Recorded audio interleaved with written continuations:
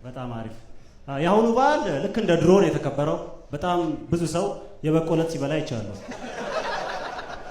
እሱን ነገር የምትበሉ ሰዎች ግን ውስጡ ምን እንዳለ ታውቃላችሁ?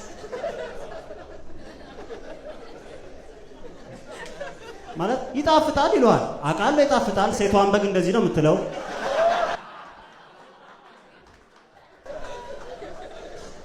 ነገር ግን የሰው ልጅ በጭራሽ እሱን ነገር ወደ ሆዱ ማስገባት የለበትም። በጭራሽ። ወንዶች ከበላችሁ ወዲያው አረቄ ጠጡ። ሴቶች ከበላችሁ ፖስቲብል ዋጡ። ግድ ነው፣ ግድ ነው። ይሄት አይታወቅም፣ ይፈጠረው አይታወቅም። አስበሽዋል? የአዲስ አበባ ልጅ አላገባም ብለሽ ከደብረ ብርሃን በግ ስታረግዢ አስበሽዋል? ምን ያህል ከባድ እንደሆነ አባት የሌለው ግልገል ማሳደግ አስበሽዋል? አስበሽዋል?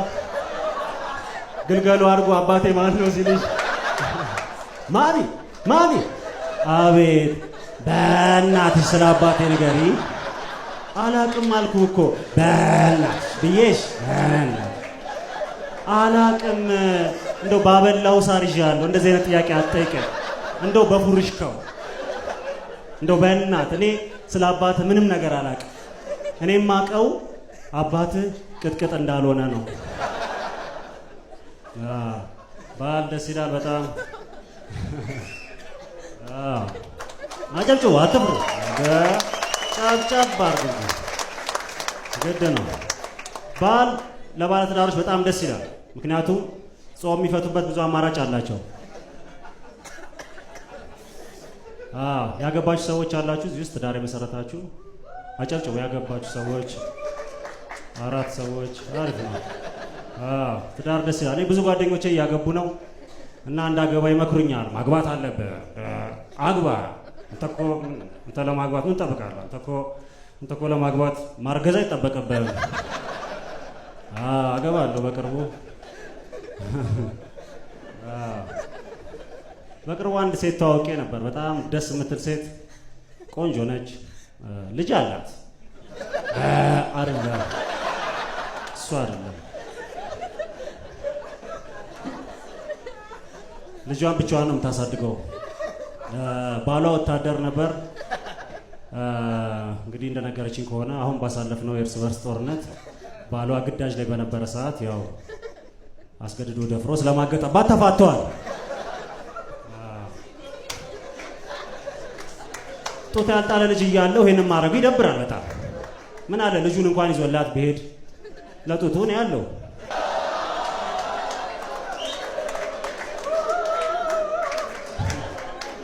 ብዙ ሰው እንኳን ማለት አይቻልም። አንዳንድ ሰው ወደ ትዳር የሚገባው በኢኮኖሚ ለማደግ ነው። ልክ አለ። በኢኮኖሚ ማደግ ከፈለግ መግባት ያለብህ ወደ ትዳር ሳይሆን ወደ ማይክሮ ፋይናንስ ነው። እዛ እንደውም በለፋው ልክ ይወልድልሃል።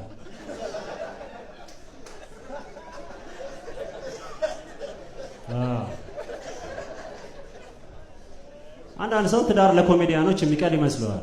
ትዳር ለኮሜዲያኖች ቀላል አይደለም። ማለት ምኑ ጋር ትቀልዳለህ? ሳሎን ቤት፣ ኩሽና፣ መኝታ ቤት፣ እነዚህ ሁሉ ቦታዎች ላይ መቀለድ ትችላለህ። ግን ስድብ ነው የሚተርፍህ። ሳሎን ቤት ብትቀልድላት የደላ፣ ኩሽና ውስጥ ብትቀልድላት ስራ ፈት፣ መኝታ ቤት ብትቀልድ ስንፈተ ወሲብ። ፈጣን ነው መሆን የምፈልገው። ጊዜ የለኝም። ትዳር ደስ የሚል ነገር ነው። ደህና ናችሁ ግን አይደለ? እናንተ ያገባችሁ ሰዎች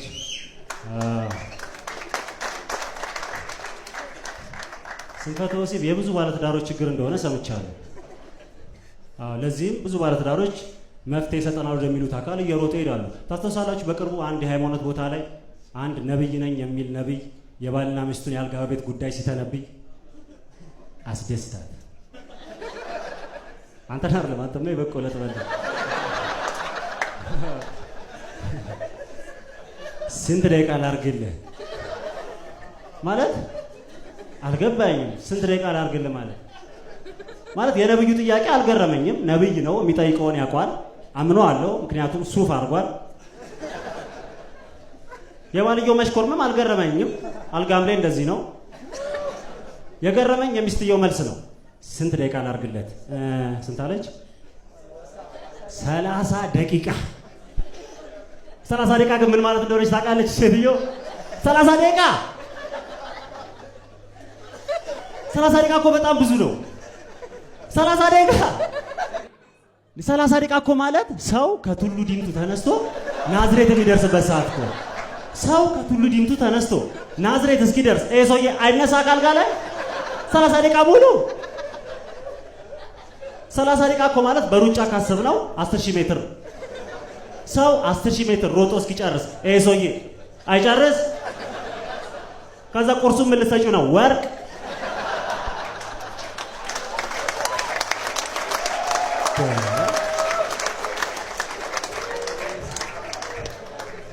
የ100 ሜትር ሯጭን 27 ዙር ማስሮጥ ተገቢ ነው? 30 ደቂቃ ልትገዩ ነው? ከዛ ቀብሩ ላይ ምን ሊጻፍ? ሩጫዬን ጨርሻለሁ።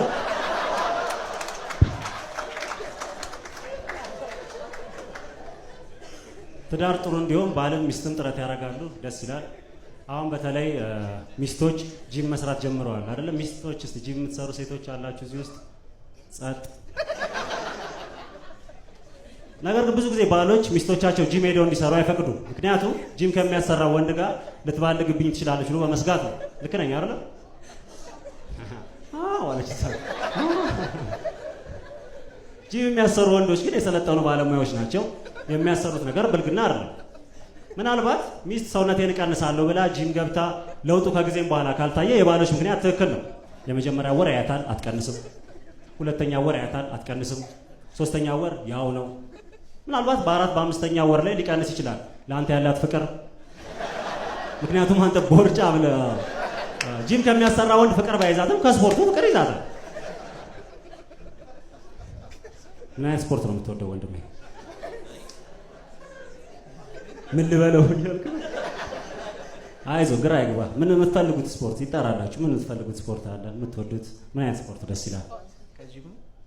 ጂሙም ሆነ ከጂም ውጪ ሴቷ ነን ከጂሙ ነው የምፈልገው። እኔ ልደንግጥ? ችግር የለውም እኔ እነግራቸዋለሁ። ኤባ ምን አይነት ስፖርት ደስ ይላል? ምን ዱዶ? ዱዶ ስፖርት ነው? ምንድን ነው ያለው? አላውቅም። አይገርማችሁ? ዛሬ ገና የማላውቀው ስፖርት። እኔ ሁሉንም አይነት ስፖርት አውቃለሁ። ዛሬ ነው